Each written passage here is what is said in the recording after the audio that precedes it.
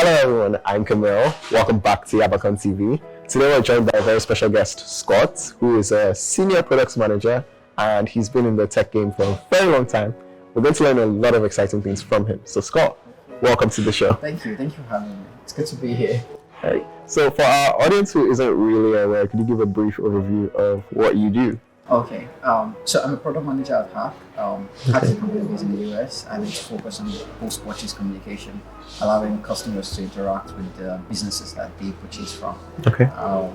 And it's quite innovative because there are other ways or other channels that currently exist, but they're tricky, from charts to forms. We sort of created a video mode of communicating where you could literally vent, say what you have to say about purchase.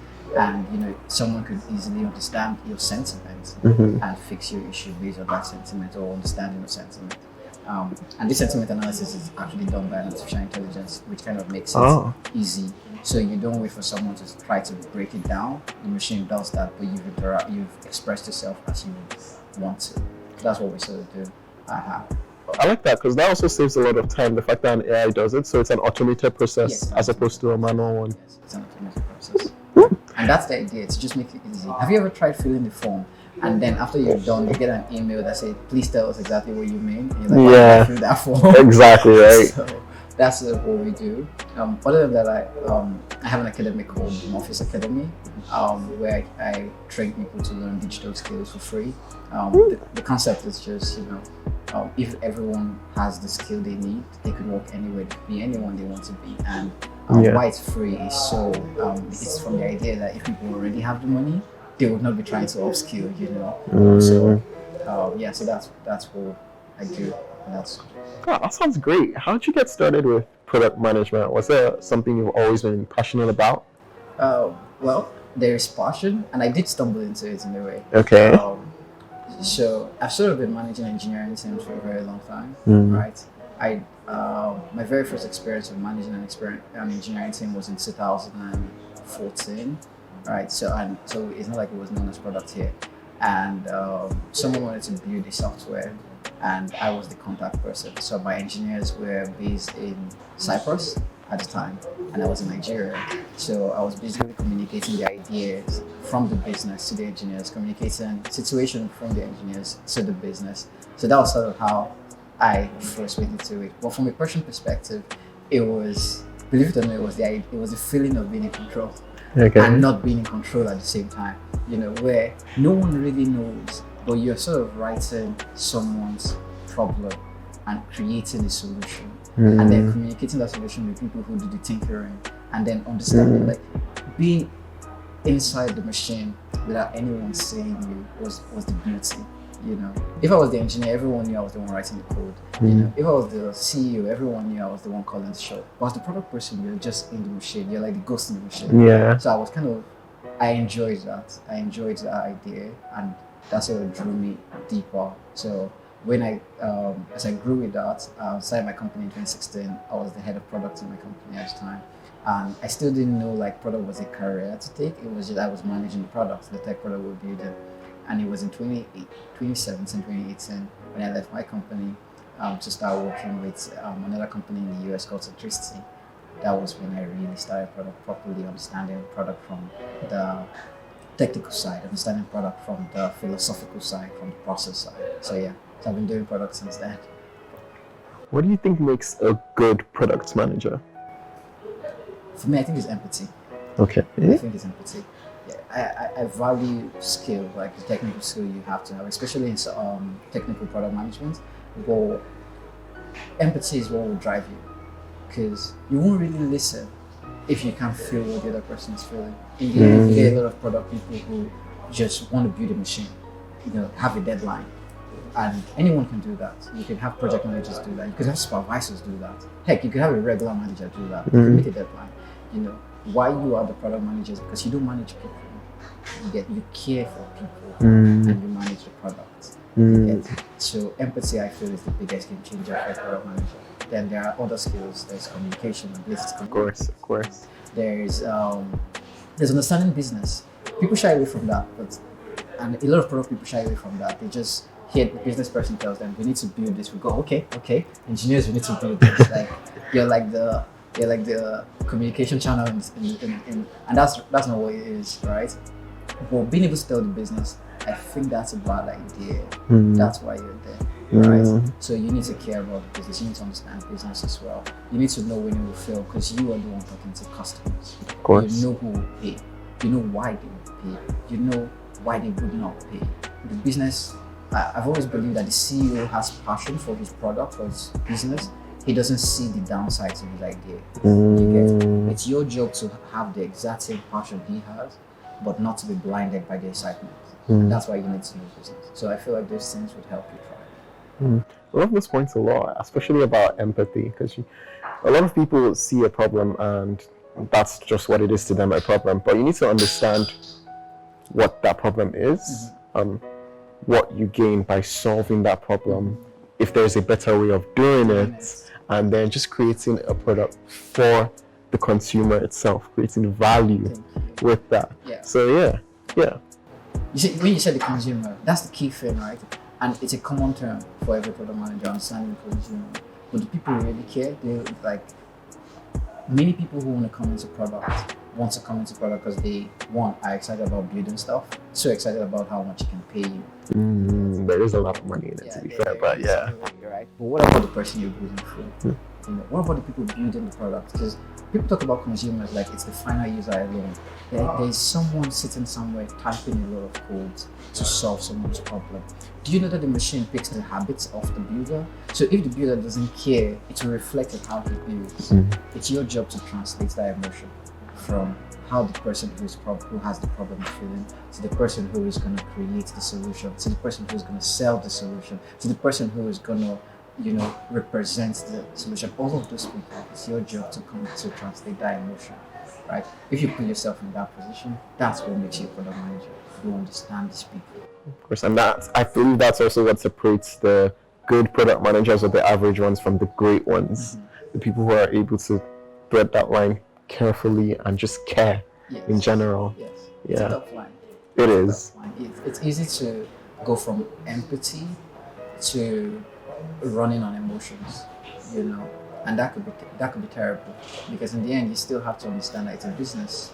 Of course, and they still have to make money. Empathy where you see products that are built and they can never go to market, not from like getting customers, but they don't know how to create financial value for their company. They can't commercialize the product. It's because somehow someone was so driven by the idea of solving the problem, they never sat down to ask, how can I make someone still pay for this solution? And I've seen products fail where they come into the market, people love them, people use them, and the day they go, we are going to premium. People leave. They just go. There has to be someone else that is doing this for free, right? And people leave. So it's a hard line because when you're so empathetic, it's easy to forget that it's still the business. So the empathy has to cross from the customer to the business owner to the engineers.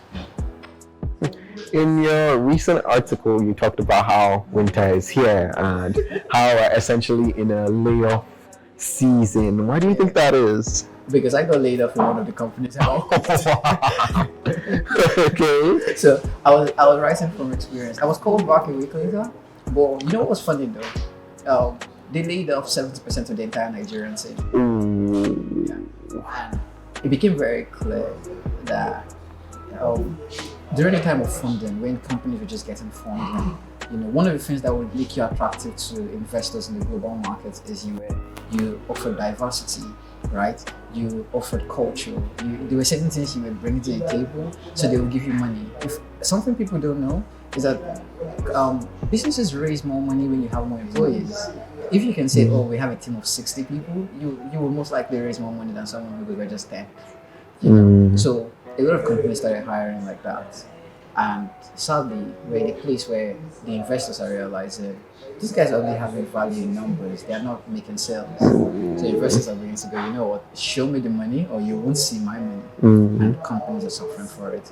I guess the people who suffer the most though, it's those that were hired out of diversity. Those that were hired because we need to spread out, we need to be everywhere, we need to show love to Africa. They hate Africa a lot. They just get caught first instantly, and that's why I really like the the lines at the end of the article, which basically said, well, if you don't want to experience this, pray. For starters, pray, and then work. And then while you work, create value. And then while you create value, create valuable products. Yes. And that makes you a valuable employee.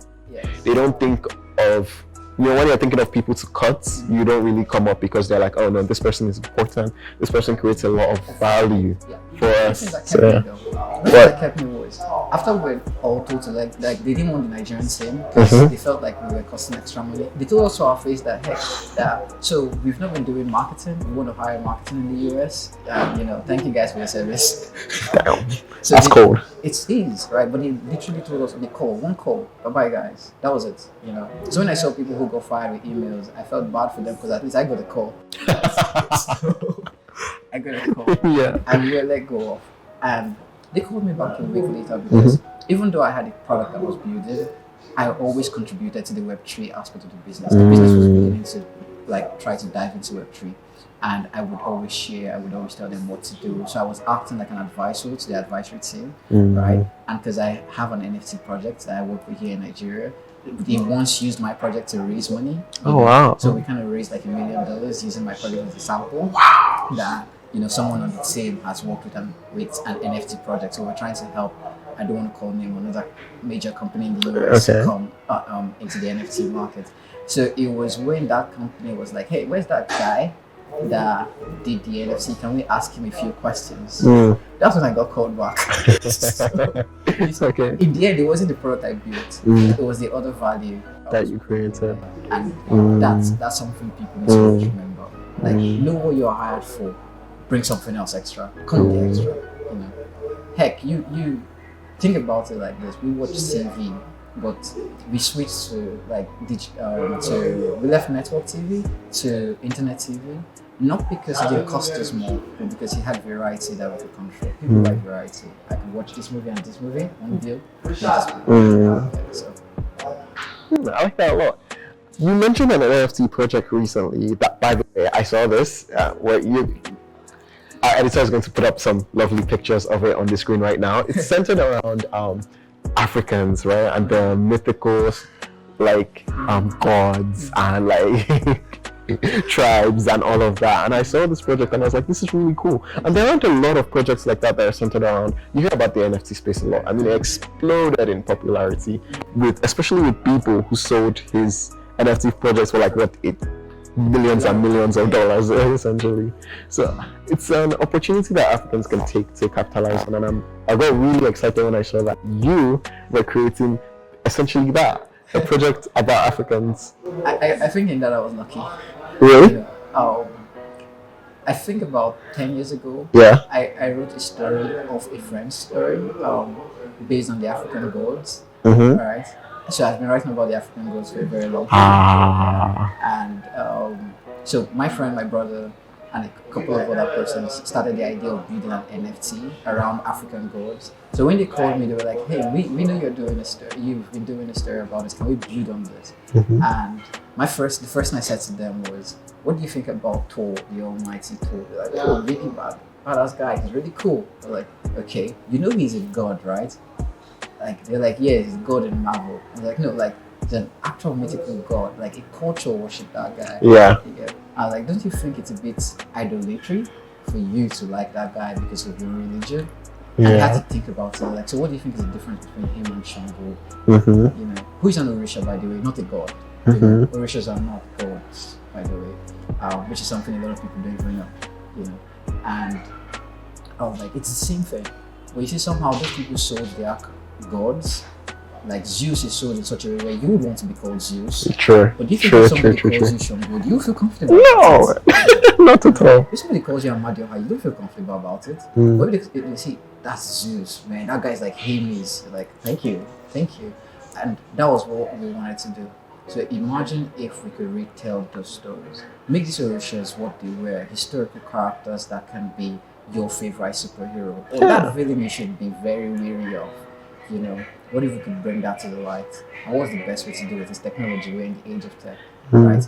And now with Web3 coming in, even though Web3 is currently experiencing a lot of stuff in the crypto space. True. I mean, using NFTs was a very good way to, because people were all hyped up about it. And we thought, what if now that everyone is paying attention to this, we can introduce them to these characters, we can tell their stories, we can make people realize that we should be proud of our stories too. I grew up hearing stories. My dad would tell me stories about tortoise and the chicken. yeah. And I was always excited. I loved those stories. And where are they today? We're consumed by foreign products. We're so much consumed by it.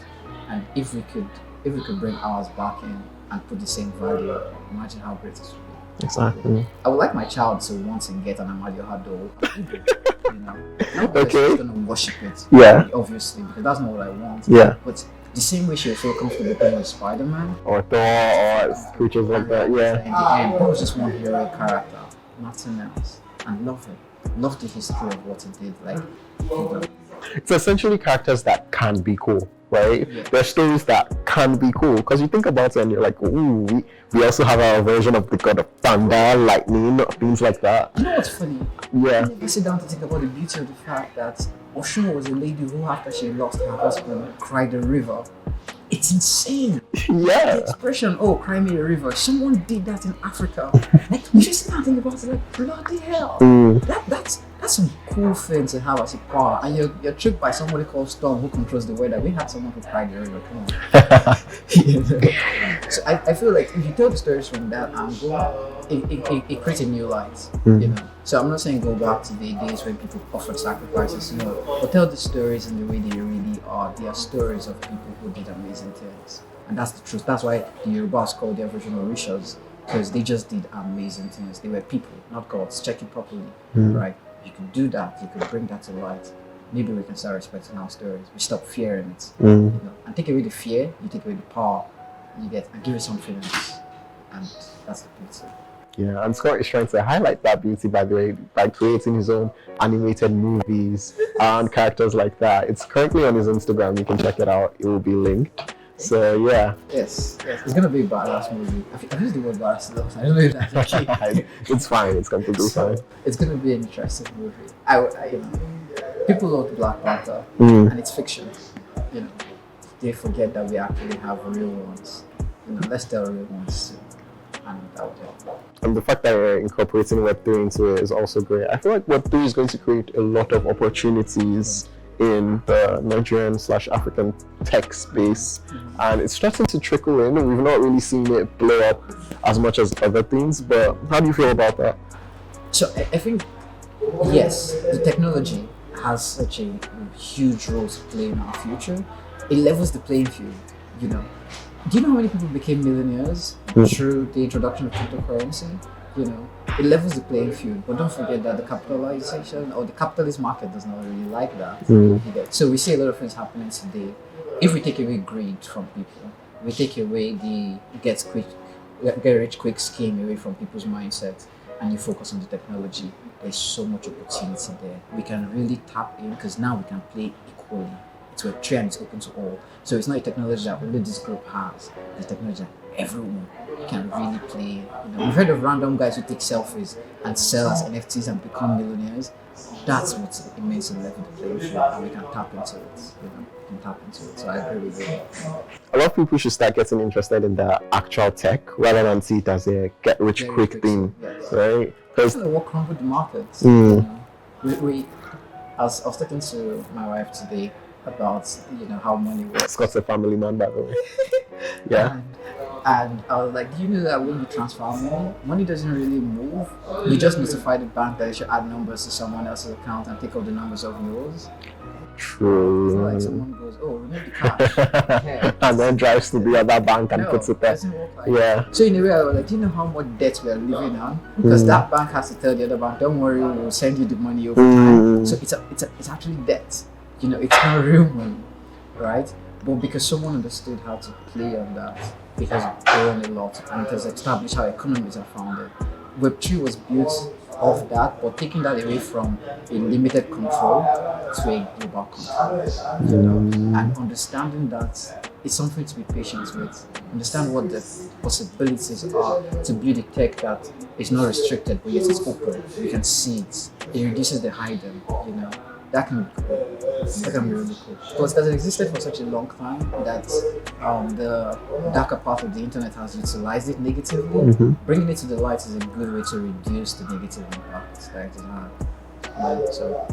Okay, so hypothetically speaking, let's say people get interested in the tech, they love the tech, they're passionate about it.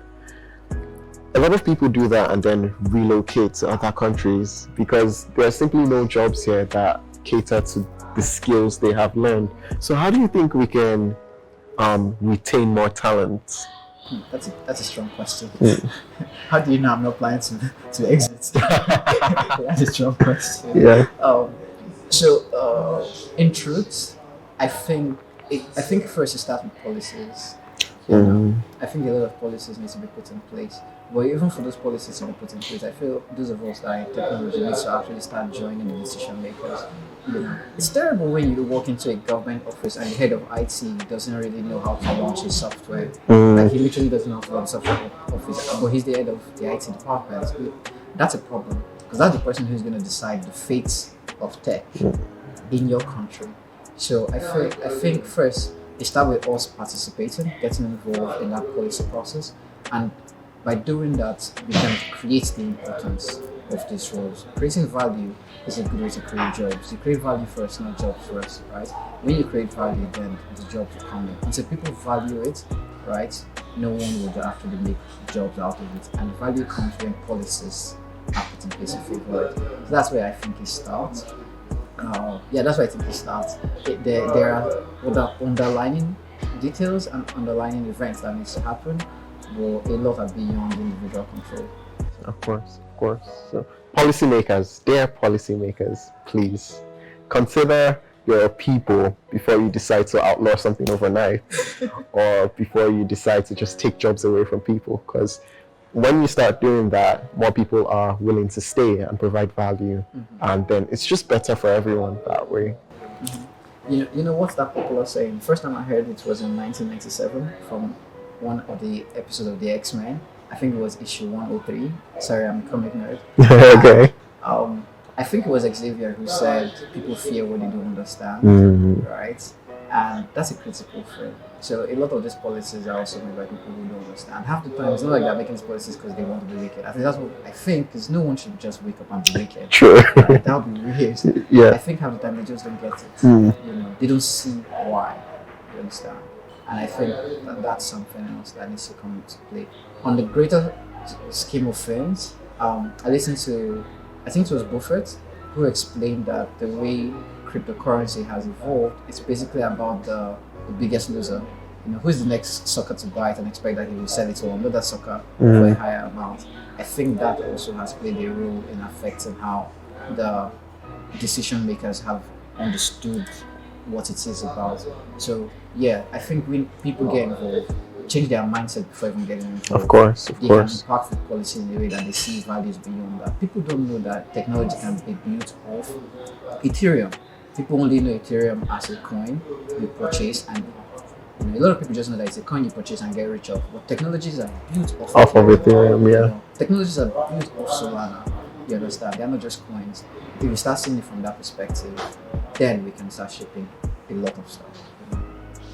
All right, thanks, Scott. Thank you. It's been great talking to you. Do you have anything you want to say to what's going on in your life? What's going on in my life? Yeah. What's going on in my life? A lot. Okay. What are you currently working on? I just wrote a book titled Something Overrated. Okay. It's like a follow-up from my last book, How to Fail, which I know there are both weird names. Having a book titled How to Fail, another one, Something Overrated. I see a lot of people pressured. People are pressured. Like, if they don't learn tech, they will fail in life. If they don't pick up a skill, they'll fail. That's not a good reason to do anything. It's because then you go into a lot of pressure, a lot of fear, a lot of worry, right? And writing Something Overrated was focused on telling people like a lot of it is still overrated. Like when I think about it, because I don't often think about it, but just from the earlier conversation, I realized, heck, I've been doing tech since 2006, 2007, right? That's a long time to have been doing tech, right? Yeah. And I can tell you that a lot of it is overrated. A lot of it is vibes and inshallah.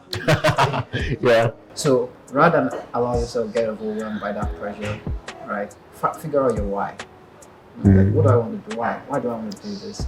And then go with that. And let the journey guide you. Enjoy the journey. You realize that Eureka is not the moment. It's the journey. It's The journey. So I think that's a good final word. Yeah. That's a good All right. final word. Scott, it's been great talking to you today. We've learned quite a lot. Likewise. Very happy you came on the show. Thank you. This has been fun. Yeah, likewise. The camera isn't even there. All right, guys. We'll catch you guys in the next one. See you later. All right.